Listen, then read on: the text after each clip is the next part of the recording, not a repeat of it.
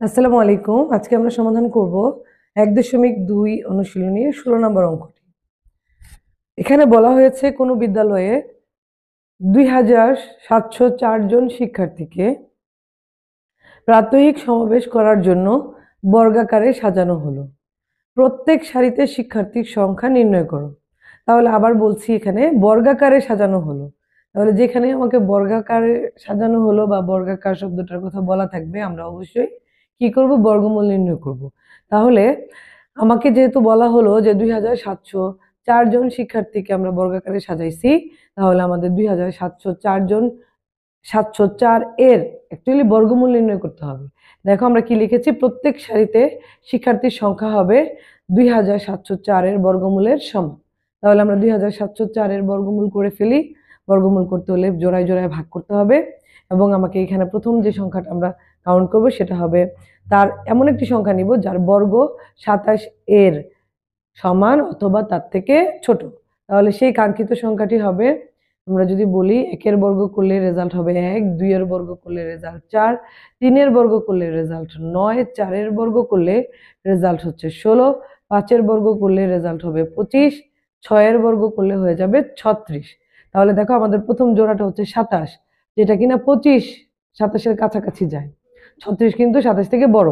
তাহলে আমাদের নিতে হবে 5 এবং 5-এর বর্গ 25 বসাইতে হবে এখানে। তাহলে আমরা এখানে নিচ্ছি 5 এবং 5-এর বর্গ 25 এখানে দিলাম। এবার মাইনাস করলে কত আসতেছে 2। এইবার ফলের ঘরে যেটা থাকবে তার দ্বিগুণ, তাহলে 5-এর সাথে 2 গুণ করলে 5 দুগুণা 10। এইবার দেখো 10 থেকে 2 ছোট, তাহলে আমাদের পরের জোড়া নামবে অর্থাৎ 04। এইবার 10-এর সাথে এমন একটি সংখ্যা দিব যে সংখ্যা দ্বারা এই পুরা সংখ্যাকে গুণ করলে ফলাফল হয় 204-এর সমান অথবা কম হবে। তাহলে 10-এর সাথে যদি আমরা 1 দেই, তাহলে পুরাটা সংখ্যাকে 1 দিয়ে গুণ করলে হবে 101। 10-এর সাথে যদি 2 দেই এবং পুরাটাকে যদি 2 দিয়ে গুণ করি, তাহলে 2 দুগুণা 4, 2 শূন্য শূন্য 2 একে 2, 204, যে ফলটা কিনা মিলে গেল। তাহলে কত দিতে পারতেছি, 2।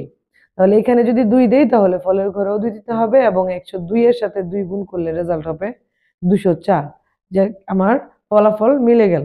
এবার আমরা তাহলে কি বলতে পারছি, প্রত্যেক সারিতে শিক্ষার্থীর সংখ্যা হবে 52 জন। ঠিক আছে, অতএব প্রত্যেক সারিতে শিক্ষার্থীর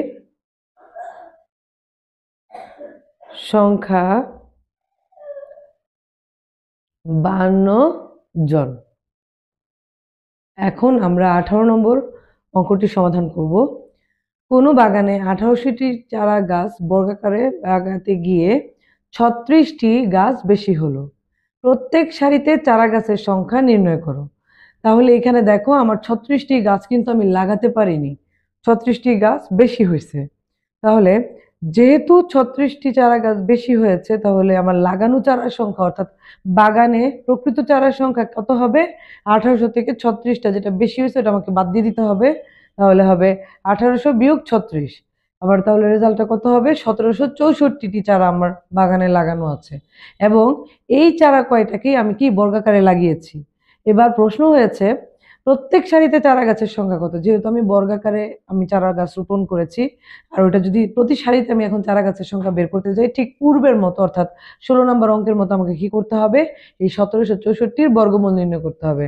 অর্থাৎ আমরা বলতে পারতেছি অতএব প্রত্যেক সারিতে চারা গাছের সংখ্যা হবে 1764 এর বর্গমূলের সমান।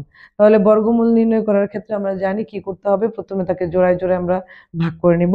তারপর এবার 17 এমন একটি সংখ্যা চুজ করতে হবে যার বর্গ 17-র সমান হবে অথবা তার থেকে ছোট। তোমরা এই যে পূর্বে দেখে এসেছিলে যে আমরা যখন 4-এর বর্গ করেছি সেটা হয়েছে 16, আর 5-এর বর্গ করেছি 25 হয়েছে। তাহলে আমাদের নিতে হবে 4-এর বর্গ, অর্থাৎ আমার কাঙ্ক্ষিত সংখ্যাটি হবে 4। তাহলে এখানে যদি আমরা 4 লিখি, তাহলে 4-এর বর্গ 16 লিখলাম, 17 থেকে 16 মাইনাস করলে থাকবে 1।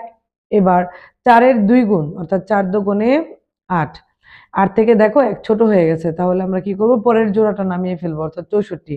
এবার 8-এর সাথে এমন একটি সংখ্যা আমাকে সিলেক্ট করতে হবে যেটা দিয়ে কিনা আমরা পুরাটাকে গুণ করলে রেজাল্ট হয় 164 সমান অথবা তার ছোট হবে।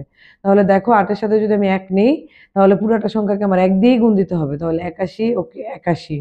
এবার 8-এর সাথে যদি 2 নেই তাহলে 82-কে আমার 2 দিয়ে গুণ দিতে হবে। তাহলে 2 দুগুণা 4, 8 দুগুণা 16, 164 মিলে গিয়েছে। অর্থাৎ আমরা 8-এর সাথে নিতে পারছি হচ্ছে 2। এখানে যেহেতু 2 দিয়েছি তাই ফলের ঘরেও 2 দিতে হবে। আর 82-কে 2 দিয়ে গুণ করলে উত্তর দাঁড়াবে 164, অর্থাৎ ফলাফল মিলে গেছে। তাহলে 1764-র বর্গমূল হচ্ছে 42। তাহলে আমরা বলতে পারছি প্রতি সারিতে অর্থাৎ প্রত্যেক সারিতে চারার সংখ্যা 42টি। আশা করি বুঝতে পেরেছ। এবার 19 নম্বর প্রশ্নটির সমাধান করছি। প্রশ্নটি হচ্ছে কোন ক্ষুদ্রতম পূর্ণবর্গ সংখ্যা 9, 15 এবং 25 দ্বারা বিভাজ্য। তাহলে এখানে বলা হয়েছে ক্ষুদ্রতম। তাহলে আমরা জানি ক্ষুদ্রতম বললেই কিন্তু আমাদের মাথায় চিন্তা চলে আসে লসাগু, তাই না? তাহলে সংখ্যাগুলো কি বলা আছে? 9, 15, 25। ইজিলি বুঝতে পারতেছি 3 দিয়ে আমরা এটাকে ভাগ দিতে পারবো। তাহলে 3 দিয়ে ভাগ দিলে 3 তিরিকে 9, 3 5 15, আর 3 দিয়ে কিন্তু 25কে যায় না। তাহলে আমরা কি 25 25-এর জায়গায় রেখে দিলাম। এবার 3 আছে, 5 আছে, 25 আছে। 5, 25 এই দুইটাই কিন্তু 5 দিয়ে বিভাজ্য। তাহলে আমরা 5 দিয়ে যদি ভাগ দিই তাহলে 3কে যাবে না, তাই 3-এর জায়গায় 3। 5কে 5 দ্বারা ভাগ দিলে 1, এবং 5কে 5 দিয়ে যদি 25কে ভাগ করি তাহলে রেজাল্ট হবে 5, অর্থাৎ 5 5 25। এবার দেখো আমাদের মৌলিক সংখ্যা চলে আসছে। এবার শুধু আমরা এগুলোকে গুণ করে দিলে আমাদের লসাগু পেয়ে যাব। এবার আমরা 9, 15, 25-এর লসাগু কি বলবো? 3 গুণ 5 গুণ 3 গুণ 5। তোমরা খেয়াল করলে দেখবে 3 5 15 হয়, আবার 3 5 15 হয়। তার মানে কি 15 15 একই সংখ্যা কিন্তু আমরা 2বার গুণ দিলাম। দেওয়ার পরে আমাদের উত্তর আসতেছে কত? 225। এটা এটা কিন্তু একটা পূর্ণবর্গ সংখ্যা, তাই না? দেখো বর্গ করার 15-র বর্গ, এই যে 15 যে 2বার গুণ দিলাম তার মানে কি 15 স্কয়ার, অর্থাৎ 15-র বর্গ। তাহলে 15-র বর্গ করার পরেই কিন্তু আমরা 225 পাইলাম। তাহলে আমরা বলতে পারতেছি এটা একটা পূর্ণবর্গ সংখ্যা, এবং এটাই হচ্ছে আমাদের ক্ষুদ্রতম পূর্ণবর্গ সংখ্যা, যেটা কিনা 9, 5, 15, 25 দ্বারা বিভাজ্য।